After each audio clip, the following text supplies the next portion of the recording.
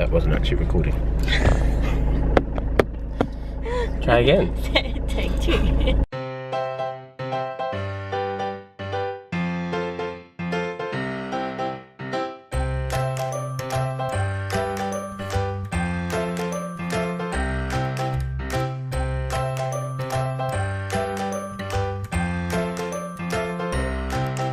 And the update is that the pregnancy test this morning was negative.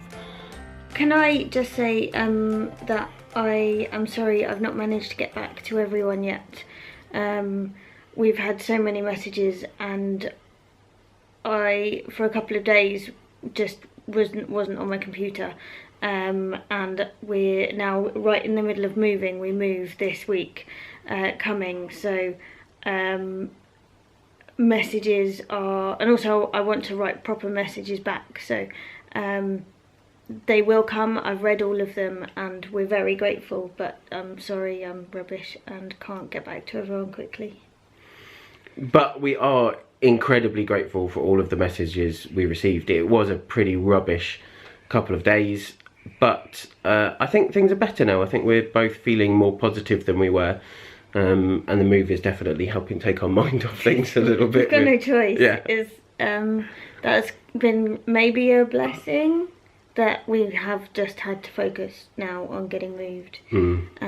So that's definitely helped in some ways. So we found out on Sunday that I wasn't pregnant, and I kind of knew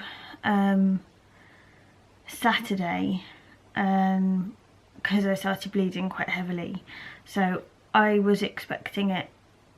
I was still hopeful, but I was expecting it. And I don't think Ollie was. So that was quite tough. And this week has been harder than most because the way that we deal with these kind of disappointments is completely different. So on Sunday, I was really down and really struggling with it, and I think you could probably tell that from the video. But Cutty was quite chilled about it, I guess. Oh, yeah. And what tends to happen is that I process things very quickly. I feel them very intensely straight away. And then I move on and I move past them and I get into the kind of, I guess, the pragmatic phase, whereas Cutty goes for kind of stoic first, and then once you've had time to kind of process it and work through it, it then hits you. So it meant that a couple of days after, on kind of Tuesday, Wednesday, you had really rough days.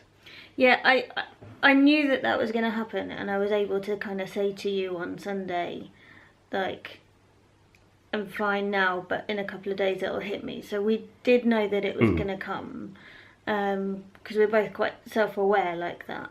But that doesn't necessarily make it easier. And also, I talk things through, whereas you don't like to talk things through. And so when you're feeling low, you kind of aren't keen to chat about things. And similarly, if you've moved past them, so you're less likely to want to talk about things, whereas I will want to discuss things. And so a lot of this week has been about our communication with each other and saying how we're feeling, and when we're ready to talk about things, like, I want to but I don't, or just chatting and making sure that we're both aware of what each other's going through and trying to be sensitive to that. That's been a bit of a challenge this week. Yeah, definitely. And then this week I have felt a lot of pressure from myself to just get up and running and back to normal. Yeah, this week I felt a lot of pressure from myself to get up and running and back to normal as quickly as possible, kind of almost like the goodwill of coping with all the hormones and emotions and everything had kind of like, I'd used everything up from everyone, and it wasn't from anyone else, it was very much my own feeling. But I really struggled with it, and I've been really still shattered, and like emotionally and physically, and I wanted to spend a couple of days just kind of underneath the duvet. The last few months has been really tough. The campaign that we were planning at work went through so many different permutations and revisions and things before it went live. We've been going through the process of buying and selling a house, which is one of the most stressful things you will ever experience. And we've been going through the fertility process at the same time. And all three of those things culminated within a 2-week period of each other. So it's been ridiculously stressful. I know that parts of this have been horrendous. I know that the hormones were all kinds of fun. The hot flushes in particular were really hard to deal with. And I didn't expect to get them completely like through the 2-week wait as well. That was a big surprise and not a fun one. And I've had them this week as well. So all of that has been a bit of an unwelcome surprise. But that's all bizarrely manageable. I did, in the second week of the 2-week wait, there were 2 days where I hit rock bottom emotionally. I'm not really a negative person, and I can tend to find good things in most situations. And there were 2 days in particular where I just couldn't. I was unbelievably negative, and I hated it, and I could see myself being really negative, but there was nothing I could do to stop it, and it felt really alien to me. One of the toughest nights this week was Sunday night, and going to sleep. I have always gone to sleep hours after Ollie. And I read for ages after he goes to sleep. And it wasn't until I turned my light out and that I realised that for the past 6 weeks I've gone to sleep with hope and praying for the strength to get through everything and hope that it would all work out. And then I turned my light out on Sunday and realised that there was no hope anymore. There was hope for the future, but there wasn't immediate hope.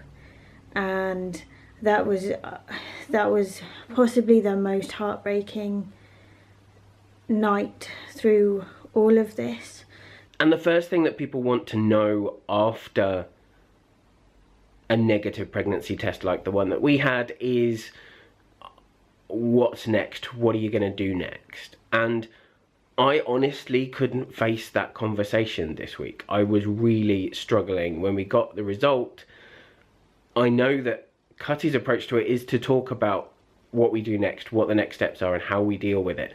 And for me, I just didn't want to consider it because the process has been so difficult. And I think it's really important to make that really clear. It's an impossibly hard process to go through. But you do it because you know what the potential end result is. And I'm sure we will try to find a way of having another go. The details of that are yet to be decided and yet to be fully investigated. But we'll keep you up to date with what that looks like and how it goes. But we haven't had time to stop this week because we're moving Thursday, which means everywhere is kind of chaos. We've got big collections of random stuff all over the house where we've grabbed boxes out of the loft, out of our storage, and we've got to go through them and work out what we're keeping, what we're throwing, what's coming with us to our temporary accommodation, what's going into storage until we move into the new house. So we've actually been incredibly busy.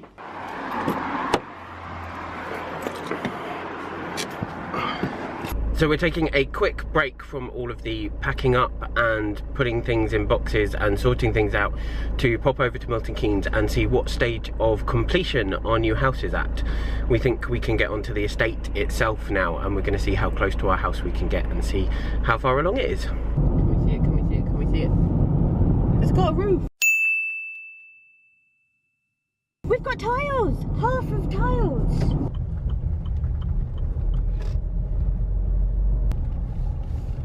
Oh, we can't get very close at all.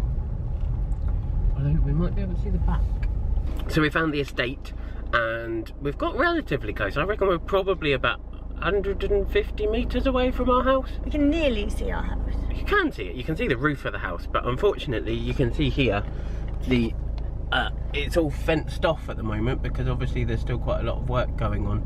It's still really cool. It is really cool. It's really exciting to be so close to our house and to see the rest of the estate developing. It looks like it's going to be a really nice, quite quiet little estate actually. And we're on kind of the quiet side of it as well because we're on the very top bit. That's what our house is gonna look like. Same design, just different place on the estate. That was actually the one that we wanted to buy and then it sold. And then we got a better one. Yeah. Do we get diggers? Yeah, man.